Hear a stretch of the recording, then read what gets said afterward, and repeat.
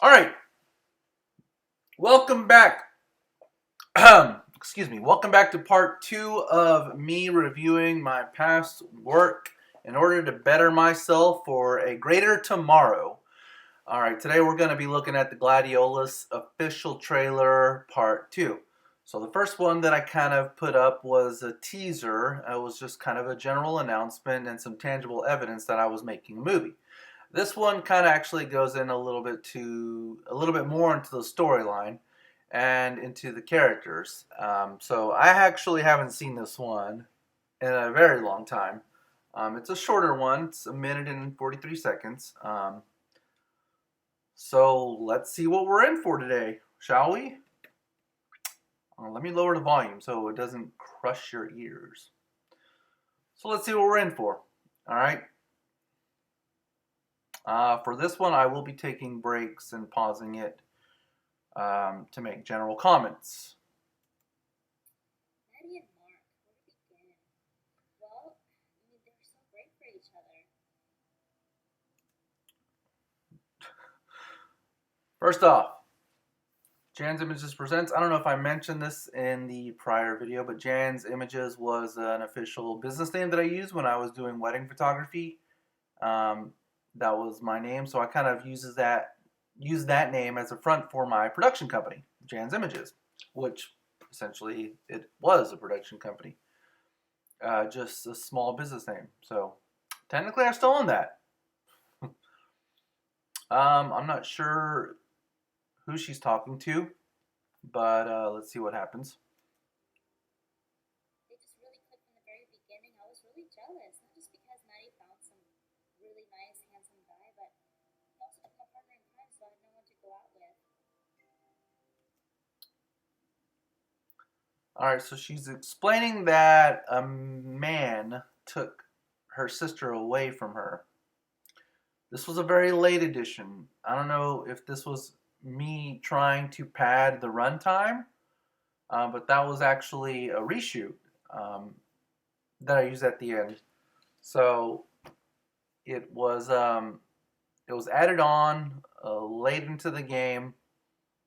It was not in the original script, and we kind of just gave a general outline of what to say, but I didn't really tell her or give her exact lines. In associates with Artes de la Rosa, this is the theater company that actually screened my film whenever we were done, so I had to give them a shout out. And a huge thank you to City of Fort Worth and the Artes de la Rosa Rosemarine Theater community. Huge shout out. They helped make the project. They helped me, and they loaned me some of their space to rehearse and some of their space to actually screen the film too. So I'm forever in debt to them. At least not for a while, anyway. Anyway, they were great. I helped them out with their date nights. I even let them borrow my movie. I wanted to have that feeling of having someone to come home to. Someone that loved me, that was waiting for me anxiously to come home just so they could tell me about their day. I hope I get this. Those are some similar shots that we used. Bloodied again! He made the track on this trailer too, so that's very good. Cruz Rocha was the lead.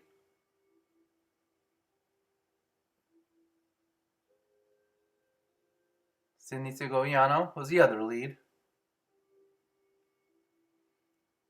Here he is drinking on a cold night. It was funny because that night that we were filming, there was ice on the floor, and I was like, I have to get this. We got to go outside.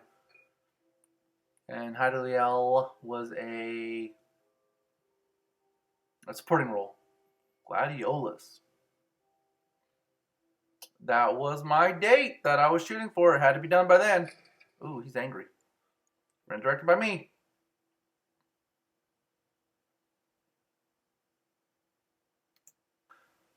All right, well, there was that. Not much to say there.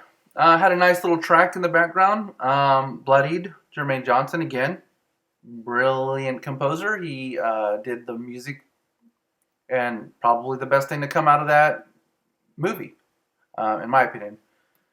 You can kind of give a little, you can kind of get a little idea of what the story was about. A couple. I introduced the characters and I introduced the kind of the plot.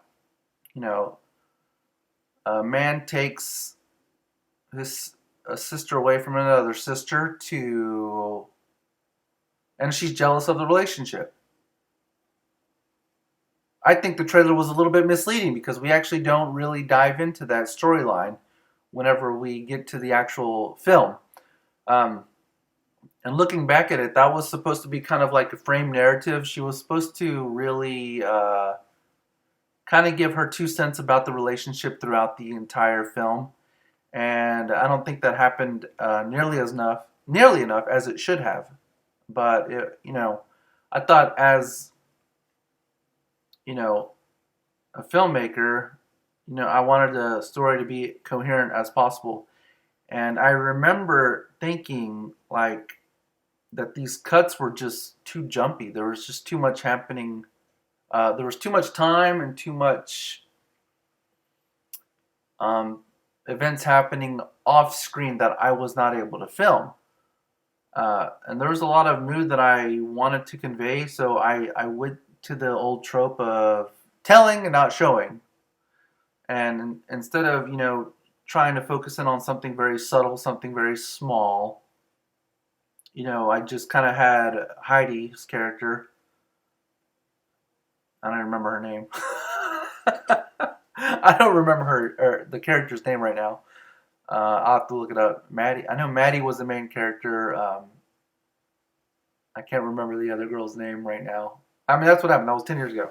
But anyway, I was gonna have Heidi kind of, give a narration, give an update about what happened to the couple. Like, I can't believe they did this. Blah blah blah. Here's what we're gonna do about that. I hope she does this, and then it goes into the next scene. And we were supposed to. I wanted to film more of her, kind of like talking head style, and I'm not sure if I was watching The Office a lot or Parks and Recreation to kind of justify that to myself, because looking back at it, I'm not sure why I did that. But I think it was really just to kind of fill in the gaps in the storyline, because I just thought that it was there was too many things going on at once, and I don't think it was as coherent as I wanted it to be. So I wanted to try and tighten it up a little bit. And I used a talking head, and I tried to justify that to myself. But this is very interesting because there's two versions of this trailer, and we're gonna look into the next one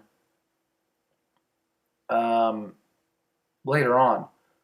But as far as the trailer goes, it should have been faster. But I cut her off mid sentence, which I don't think I should have done. I should have kind of let her finish that whole monologue, and I think the trailer kind of suffered for that. But it is what it was, and it was able to do the same thing. It was able to announce that I had a film coming up, and it was tangible evidence that, hey, this is actually happening. Rosemary Theater is putting it on. There was a definite date, and I accomplished those things. Putting it out there, I'll have to look at the exact same date that I put it up, but putting it out there, it was in my head, it was like, this is a deadline that I have to meet. Nothing's going to stand in my way, whether or not I like this movie or not, whether or not it's ready or not. It's going to be shown and screened at this moment. And, I'm going to do another upload where really I go into that process of trying to campaign for the film itself in a complete backwards ass way. But I was able to get it done, so I'm kind of happy about that. But there that was. Stay tuned for part 3 and part 4 and part 5 and part however many parts I decide to make it up. But this is just another episode of of how I made my first film, and what I thought about it. Again, I'm reviewing this to see what I did wrong, and to point out the things that I did right, and hopefully move forward from here. So I'm looking forward to it. I'm having a good time going back and doing this.